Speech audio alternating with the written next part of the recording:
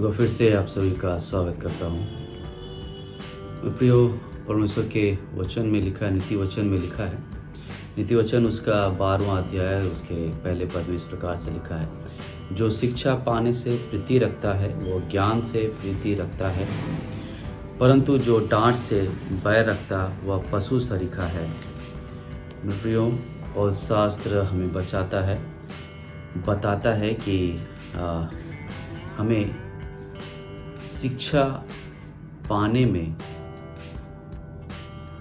आतुर रहने की आवश्यकता है, अर्थात शिक्षा जहाँ से भी मिल सकती है हमें उस ओर अपने ध्यान को लगाने की आवश्यकता है, ताकि हम अपने जीवन में बुद्धिमान बने, अपने जीवन में ज्ञानवान बने और अपने जीवन में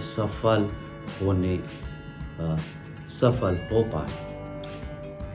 मेरे प्रियो, कई बार ये होता है कि जो हमें शिक्षा देते हैं वो कई बार हमें डांटते हैं और वो हमें बुरा नहीं लगने की आवश्यकता है। यदि सिखाने वाले की डांट हमें बुरी लग रही है तो हमें थोड़ा रुकने की आवश्यकता है, थोड़ा विचार करने की आवश्यकता है, क्योंकि पवित्र शास्त्र में लिखा है यदि हम डांटने वाले की डांट से बैर रखना शुरू करें या सिखाने वाले की डांट से हम नफरत करना शुरू करें तो अपने जीवन में हम कुछ सीख नहीं पाएंगे, अर्थात हम आगे बढ़ नहीं पाएंगे। मेरे प्रियो, यदि सिखाने वाला आपको डांटता भी है या डांट के सिखाता भी है तो हमें धीरज धरनी हो सकता है, हमें ये समझने की हो सकता है जो सामने वाला हमें डांट रहा है वो इसलिए डांट रहा है ताकि वो हमें सिखाना चाहता है। यदि हम सिखाने वाले की डांट को सहज स्वीकार करेंगे तो पशु सरीखे नहीं होंगे। जैसा हम जानते हैं कि पशुओं को डांटा और मारा जाता है, उसके बाद भी वो नहीं सुनते और नहीं समझते। यदि हम डांटने के बाद समझ जाएं कि जो डांट रहा है वो हमें सिखाना चाह रहा है, अच्छी बातें हमें बताना चाह रहा है और उसके अनुसार से अपने जीवन में परिवर्तन को लेके आए, बदलाव को लेके आए, सुधार को लेकर के आए, तो आप अपने जीवन में सफल जरूर होंगे। और शास्त्र में हमें बताता है कि हमें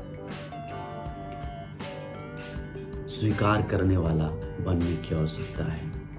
अच्छी शिक्षाओं को, चाहे वो अच्छी शिक्षाएं डांट के साथ ही क्यों ना हो, हमें पशु के समान बनने की आवश्यकता नहीं, अर्थात जानवर के समान बनने की आवश्यकता नहीं, जो सिखाने के लिए डांटे जाने के बाद भी, मारे जाने के बाद भी वो जैसा है वैसा ही रहता है। जैसे अपने हम भाषा में कहते हैं थेथर हो जाता है।